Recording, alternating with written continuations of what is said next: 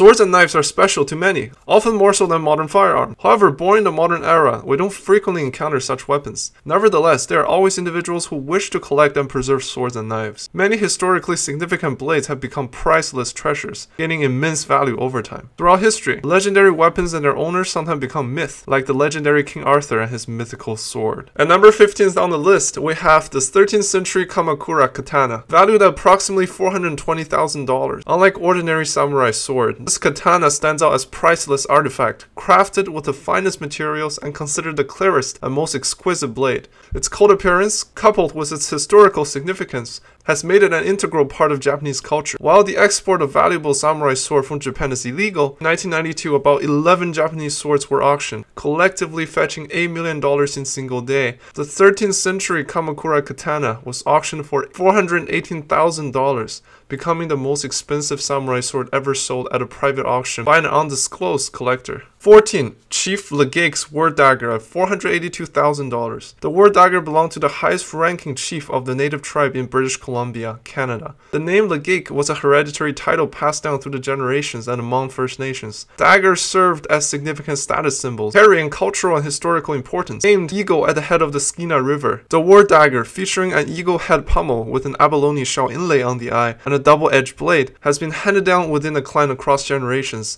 serving as a formidable combat weapon. Number 13. Admiral Lord Nelson's 1809 patterned naval officer's sword, valued at approximately $542,000. In 2001, a treasure trove was discovered containing numerous documents, medals, jewelry, coins, and weapons, including this officer's swords, owned by the renowned British naval commander and military expert Horatio Nelson, 1758 to 1805. The sword's appearance may not be particularly special, but it carries historical significance related to the Battle of Trafalgar. Nelson secured one of the most significant victories in the naval history during his battle, but succumbed to a gunshot wound. It was believed that the sword was lost in the battle until it resurfaced 200 years later in 2001, fetching $542,000 at auction. Some accounts suggest that the sword was returned to the UK and is currently displayed in the Nelson Museum. 12th on the list is the 17th century Indian Talvar blade, valued at approximately $718,000. This royal sword is a slightly curved European blade adorned with poppy and lotus flower motifs. It served as the ceremonial sword of the 17th century Mughal Emperor Shah Jahan, with its exquisite forging, unique appearance,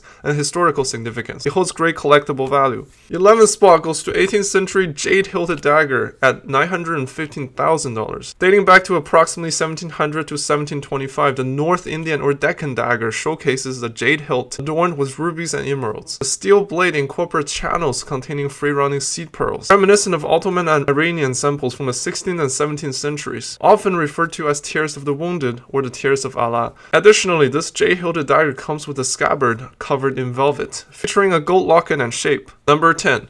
Qianlong hunting knife, valued at approximately $1.24 million. This exquisite hunting knife is believed to have belonged to Emperor Qianlong, a transparent portion of the handle made from antelope horn. It is a rarity among knives. The handle conceals a hidden compartment for chopstick and toothpicks. Scabbard, made from rhinoceros horn, features carvings of dragons among the clouds and strong waves crashing on rocks, and is embellished with coral, colored glaze, and gemstones. In 2009, it was sold for $1.24 million. Spot number 9, we have Ulysses S. Grant's Civil War presentation sword, valued at approximately $1.6 million.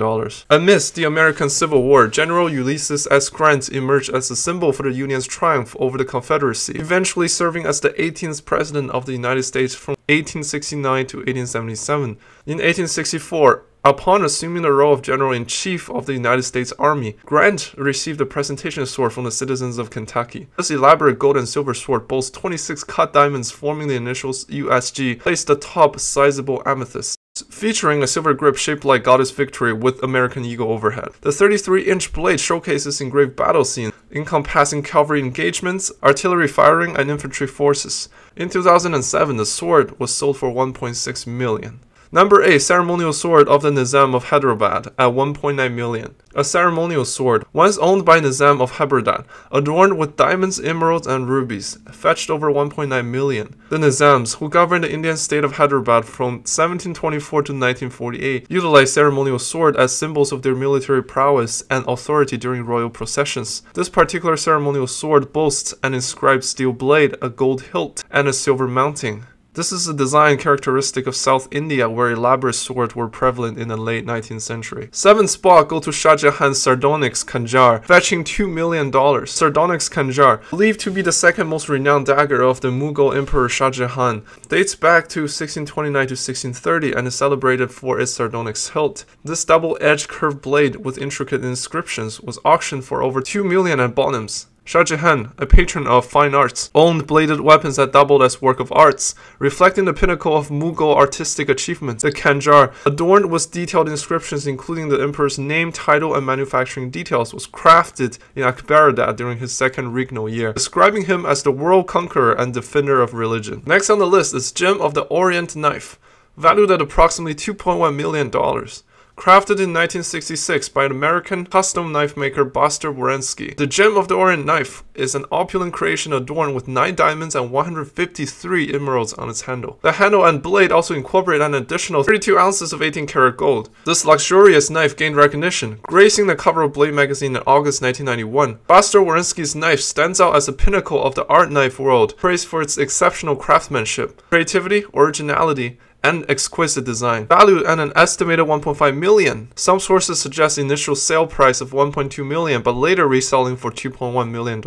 Fifth on the list is Shah Jahan's dagger, valued at approximately $3.3 million.